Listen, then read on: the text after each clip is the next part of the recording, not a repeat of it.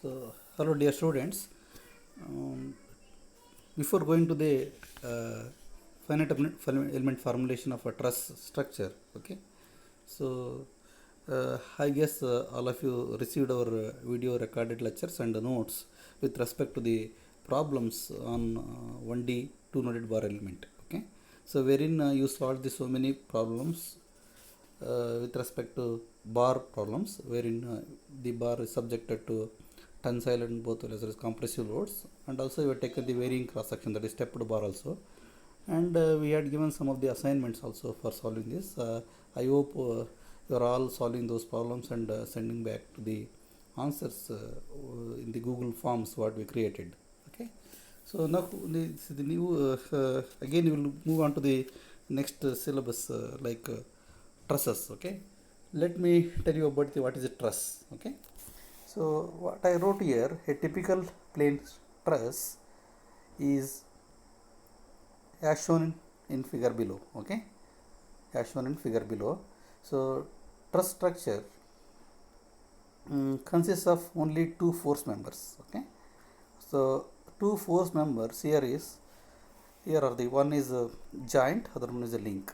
Okay, uh, this is every truss element is in direct tension or compression. Okay, when you take a truss element or a link which is always subjected to either a direct tension or a compression. Okay, in truss it is required that all loads and reactions are applied only at the joints.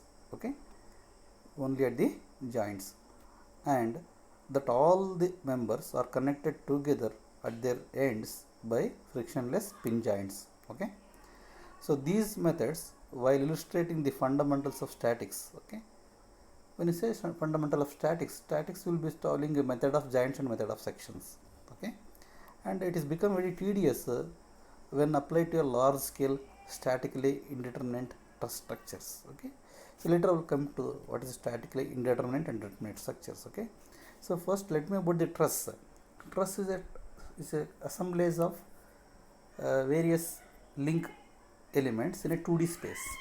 Okay, the 2D space means xy plane. Okay, in the xy plane, so you are going to consider the truss system. Okay, let me take one figure here. Okay, 2D two-dimensional truss system. Okay, so here we have the node numbers 1 2 3 4 5 6 7 8. Okay, so here when you put a numbers, node numbers, okay, then we have the element. So between 1 and 2 we have 1D element, 2 and 3, so 1D element. Okay, and 3 and 4 is 1D element, and 4 and 5 are 4 and 5 1D element placed in 2D space. Are you clear? Again I am telling 1D element what we discussed in the previous section. Okay, we solved so many problems, that is placed in xy coordinate. Okay, or in 2D space or in a global coordinate xy coordinate. But these elements what we are going to see here, 1 to 2 element, 1 element, 2 to 3 second element, 3 to 4 third element, these elements are in local coordinate or element coordinate system. Okay, so now here I have written q1 q2. Okay, because when you consider the truss structure in 2D space or in xy coordinate or in global coordinate, then there is a displacement in x direction as well as the y direction. Okay, so at node 1 I wrote here q1 q2 or u1 u2, whatever, maybe you can take symbols. Okay, I wrote here q1 q2, you can take u1 u2 also. Okay, that means after application of load, the node 1 it can move in x direction as well as the y direction. The component of displacement in x direction is q1, the component of displacement in y direction is q2. Okay, so I am repeating here again the 1D element what we discussed, that is two noded 1D element, that you are going to place in a xy coordinate system or in a plane you are going to place. Okay, that is called in a global coordinate. Okay, that's why it is a 1D two node element placed in a 2D space. Okay, so because when you place in 2D, that is xy global coordinate, then we should map or we should map the all the displacement values components are different nodes with respect to global one. Initially you are calculating u1, u2, u3, u4 or q1, q2, q3, q4 in local coordinate or element coordinate system that you are going to transfer to the global coordinate. Okay, so that's what here is. Okay, it's very simple it is. Okay, only we will be taking same 1D element and you are placing in a 2D space or xy plane. Okay, that's why it is a plane truss structure. Okay, it is a plane truss structure. Okay, so now I wrote something here. The structure formed by a chain of bar elements written here. Okay, bar segments that all lie in a common plane are called plane truss structure. Okay, plane truss structure. So now similarly I wrote here for second node q3 q4, that is all q1 q3 q5. So odd numbers I used in x direction displacement and even numbers I wrote in y direction displacement.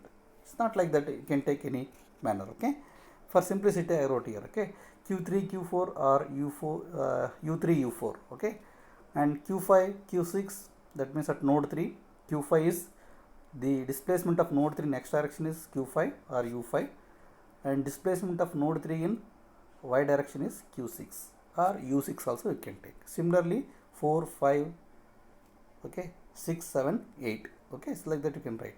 And one here I coordinate one in the right corner I showed xy coordinate 2j, that is j equal to 2j minus 1. So that is number of joints if you want to find in that. So that is the rule we are going to use in a mechanics or a statics. Okay, mechanics of statics. Okay, wherein we are going to calculate the number of joints and the number of links. So 2j minus 1 will give the number of joints in the stress structure. It is not we are not going to take that. Okay, later it will come while solving the problem. Okay, so this is about now the problem is when applied to large stress system. Okay, large scale statically indeterminate problem. Okay, the statically indeterminate determinant. Okay, that means you can determinate problems you are going to solve very easily by using the finite element method. Okay, so now you can see here, and before going to this next to this one slide, so the truss systems, the application is, you can see the roof structures, okay, or bridge structures, okay, wherein you are going to use the truss assemblies of all truss structure to form a skeleton for the bridge. So over that you can put any sheet or any concrete like that. Okay, so this is some of the applications of the truss structures. Even you can use the bridges or roof structures for the big this one. Okay, industrial industries or some sheds like that. Okay, so these are the some of the application of the truss structure. Okay, this plane truss structure what you are going to, because when it's plane, when you say it is a plane, entire truss structure will be considering in a xy plane or a global coordinate system. Okay, in the global coordinate or a Cartesian coordinate xy. So we are analyzing the element 1D to node element. We are going to consider the element in a xy plane or a global coordinate, and for that we will be putting one more coordinate system. We are assuming one more coordinate system called the local or elemental coordinate system. Okay, that part I will come to later. Okay, while solving the derivation. Okay, next you can see here, as taken simple one element. Okay, it is assume that it is oriented in xy plane, it is subjected to a tension. Okay, always truss element subjected to a tension or compression. And one more thing is the joints. Okay, what I showed here 1 2 3 4 are nodes. Always it is a frictionless joint, frictionless joints. There won't be any friction. We are assuming that there is zero friction. Okay, no friction in that. Okay, frictionless joints are called the nodes. Okay, and the member which is going to connect from one joint to other joint is called the link or a finite element. Okay, so in the link, if you take into the structure, we take a link, and if you come to the finite element theory, you are going to call it as the element. Okay, so now you can see here further, joints and displacement are not readily obtainable. I wrote here, not readily. We need to make all those things. Okay, the finite element method on other hand is applicable to statically determinate and undetermined structures alike. Okay, this is the FEM or finite element method. It is very well versed for solving the both statically determined and undetermined structures. Okay, the finite element also provides joint deflections, effect of temperature change, and support settlements can also be routinely handled or can solve the routinely you can solve this type of problems. Okay, so you are statically determined. Suppose if you write the equations, if you go to the method of section or method of joints when you are solving the mechanics, okay, then you will be writing the equations. The equations, number of equations equal to number of unknowns, okay, and also those things we are going to call statically determined. Number of equations is not equal to number of unknowns, then it is a statically undetermined problems. Okay, so this kind of problems easily handled by using the finite element theory. Okay, so this is about the introduction about the truss, plane truss. Okay, what is a plane truss, where exactly we are going to consider the plane truss, what will be the members in the plane truss, what are the joints, okay, how it is going to connect, okay, then what is the local coordinate system, global coordinate system. Okay, so now we can see, I said local and global coordinate for a truss element or in a plane truss element, okay, or a truss element. Okay, I have taken xy. Okay, xy is the here I written xy is the global coordinate system. Okay, and x dash is the local or element coordinate system. Okay, that means whatever the truss structure you take, so it consists of so many members. Those are called the elements you are going to consider. Okay, so those one element are taken within the xy coordinate, global coordinate. Then we will be calculating the what is the stiffness matrix for this. Okay, what is the deflection at the node 1, at the extreme ends, node 1 and node 2, or at the joints. Okay, nothing but the joints. So those deflections will be mapping to the global coordinate system. For that we will be using direction cosines. Okay, that is the direction cosines. Okay, once if you know the direction cosines, then nicely we have the transformation matrix L. Okay, that L transformation matrix or a mapping function which will transfer all the displacement values from nodes to the global coordinate, from local coordinate or element coordinate to the global coordinate or an xy coordinate. Okay, that's what I wrote here. Q1, Q2, Q3, Q1, Q2, Q3. Okay, here I wrote Q1, Q2, Q3. Okay, Q1, Q2, Q3 or U1, U2, U3, U4 are the displacement values in a global coordinate xy. Okay, again Q1 dash, Q2 dash here. Okay, Q1 dash, Q2 dash, Q3 dash, Q4 dash, or U1 dash, U2 dash, U3 dash, U4 dash are the displacement values in local coordinate system x dash. Okay, so here this is the local coordinate and this is the global coordinate. Okay, to transfer the displacement from local to global coordinate system, we use the direction cosines L and M. Okay, with a transformation matrix L. Okay, this L equal to cos theta, M equal to sin theta. The direction cosines you know because you already come across the this one. Okay, mathematics, basics of mathematics. So how to find the geometry. Okay, in that we will be already solved so many problems by using the direction cosines. Okay, so this matrix L equal to LM 0 0 0 0 LM. Okay, this is the one matrix you should remember. Okay, this is the transformation matrix from local to global, or can vice versa, global to local. Okay, so now we will look into the problem derivation. Okay, so now we will go to the next slide. Here, derivation of element stiffness matrix for truss element or FE formulation of truss element. Okay, so now this is very important as per the syllabus concerned here. Once if you know how to derive the stiffness matrix and what is the equation for calculating the strain, what is the equation for calculating the strain, then how to calculate the direction cosines and the length of the element or a link in a plane truss structure. Okay, so if you know all those things, easily we can solve the problem. Okay, so now what we'll do is the element stiffness matrix for a truss element in the local coordinate system is given by, okay, so this is Ke dash, so Ke will put dash for in the local coordinate system always. Okay, equal to E small e, capital A suffix small e divided by small l suffix e into 1 minus 1 minus 1 1. Okay, you can recall this. Okay, same this is the stiffness matrix what we derived previously for 1D 2-noded element. Okay, same matrix will be using, that means you will be taking into the local coordinates, because when you consider a element or a link or a member of a truss within the xy global coordinate, that you are going to calculate as a local, okay, in the element coordinate system. Okay, based on this you will derive the element stiffness matrix for truss element. Okay, so always truss element is also 1D element which is having two nodes, but it is placed in a 2D space or in a xy coordinate, okay, or global coordinate.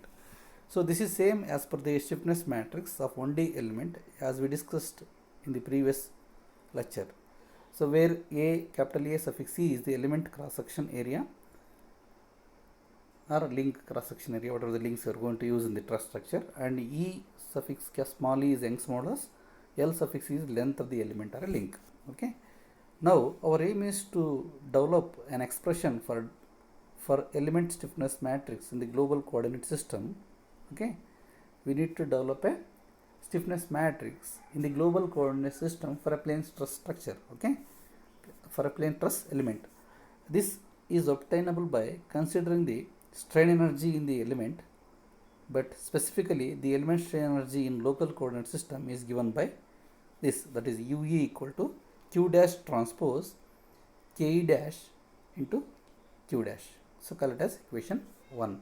So just you can again recall our derivation what we discussed in the first third introduction to finite element method, wherein we solved the derivation of element stiffness matrix for 1D 2-noded element. Okay, so wherein strain energy written U equal to Q transpose into K transpose into Q. Okay, so that is same equation we are using, UE equal to strain energy in the local coordinate system, because in the local coordinates means to x dash. Okay, that's why I will put in dash here. Q dash transpose Ke dash into Q dash, call it as equation 1. But here Q dash equal to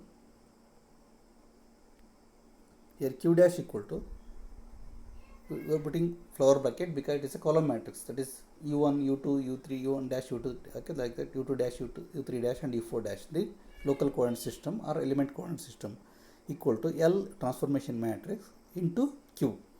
Q is, it is a displacement column matrix in a global. Okay, Q dash is local to global. So our aim is to transfer from local to global, that is Q dash to Q. Q dash is the displacement column matrix in local coordinate system, and Q is the displacement column matrix in global coordinate system. To map or to transfer, we are going to use the L matrix, that is the transformation matrix. Okay, so we can write here, take the transpose, Q dash transpose equal to Q transpose into L transpose. Okay, so where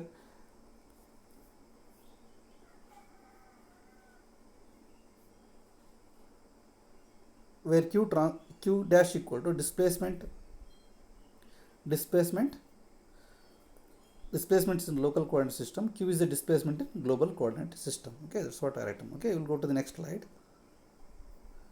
Now L, where L is the transformation matrix from local to global, I said. Okay, that L equal to LM 0000 LM, where L and M are the direction cosines. Okay, so we written here the matrix is actually 2 into 4 matrix. Okay, so that 4 elements has to come, because if you consider the one element in a xy coordinate system, it is having a 2 nodes 1 and 2. Okay, that means each node it is having 2 displacement values, that is the displacement in x as well as displacement in y at node 1. Similarly at node 2, displacement in x, displacement in y, that is u1 u2 u3 u4. That's why these 4 elements will come in the transformation matrix. Okay, so similarly it will goes like that. Okay, then here next we will go to the substitute q1 dash, substitute q dash transpose, substitute q dash transpose and q in equation 1. Okay, therefore the strain energy equation becomes 1 by 2, okay, q transpose L transpose K dash into L into Q. So call it as equation 2. This is the, now the entire L transpose Ke dash into L can consider as a Ke. Okay, that is UE equal to 1 by 2 Q transpose. Will keep it as it is. So this, instead of writing these 3, I will write Ke, okay, into Q. So call it as equation 3. Now where Ke equal to L transpose into Ke dash into L. Okay, so where Ke equal to, again I will write, what is L? L, you know, this will take a transpose of L matrix, transformation matrix. That means row becomes columns here. L M 0 0 0 0 L M multiplied by Ke dash.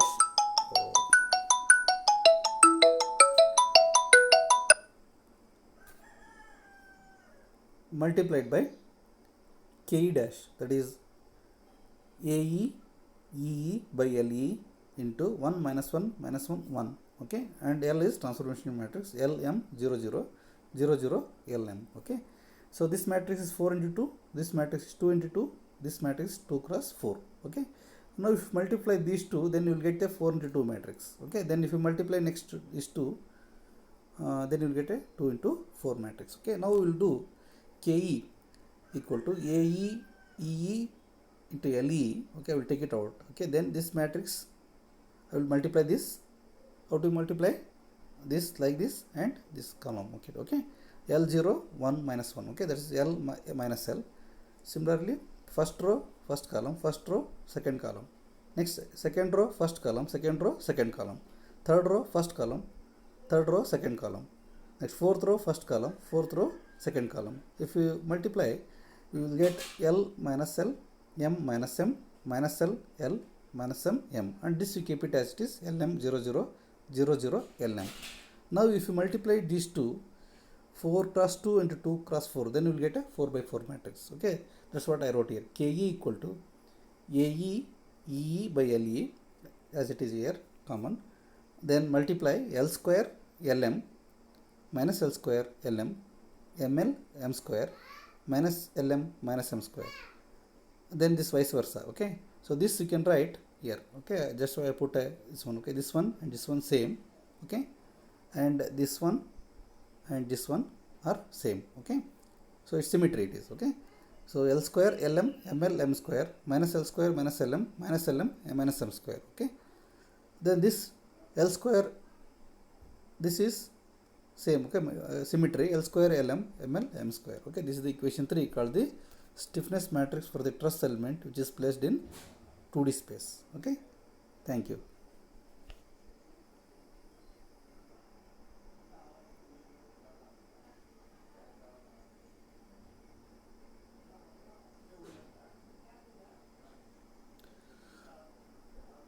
Now strain in the element. Okay, you know that epsilon equal to q2 dash minus q1 dash divided by LE. Okay, this equal to 1 by LE, 1 by LE. So what is q2 dash minus 1 1 into, you can write it q1 dash into q2 dash. If you multiply, you will get same. Okay, so this one you can write it like this. Okay, but q dash equal to L into q. That's for epsilon equal to 1 by LE minus 1 1 L into q. Okay, so this you are going to write it in matrix form. That's 1 by LE you are taken, minus 1 1 I written. If you multiply this, you will get a same. Okay, so now if multiply this this one, okay, minus 1 into q1 dash will get minus q1 dash, then 1 into q2 dash plus q2 dash divided by LE. Okay, so but q dash equal to L into q. Okay, substitute q dash equal to L into q. So that's epsilon equal to 1 by LE minus 1 1. Okay, so this is q dash matrix. So that is L into q. Okay, L into q.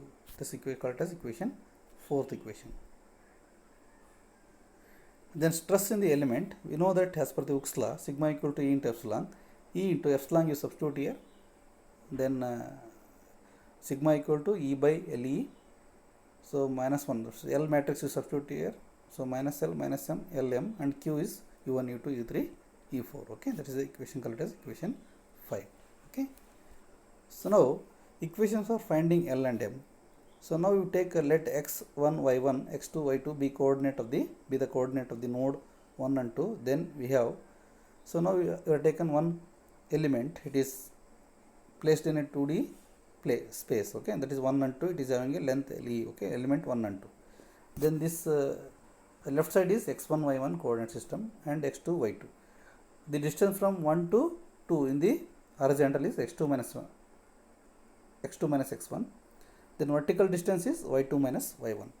Therefore L equal to cos theta. If you apply cos here, okay, adjacent by hypotenuse, x2 minus x1 by LE. M equal to sin theta, similarly y2 minus y1 by LE. Then resultant is, so this as per the rectangle triangle, okay, you can write LE equal to, so you know that root of x2 minus x1 whole square plus y2 minus y1 whole square, okay. Rectangle triangle, have to find the side, one side of the this one LE, okay, largest side, AB square equal to AC square plus BC square. Similar way, LE equal to root of x2 minus x1 whole square plus y2 minus y1 whole square. So this will be the equation we will be using for finding direction questions L and M and length of the element, okay. So this is about the strain in the element, stress in the element, and equation for finding L and M, okay. So now we got, so next we will move on to the, this next we will take up the problems now, okay. Thank you.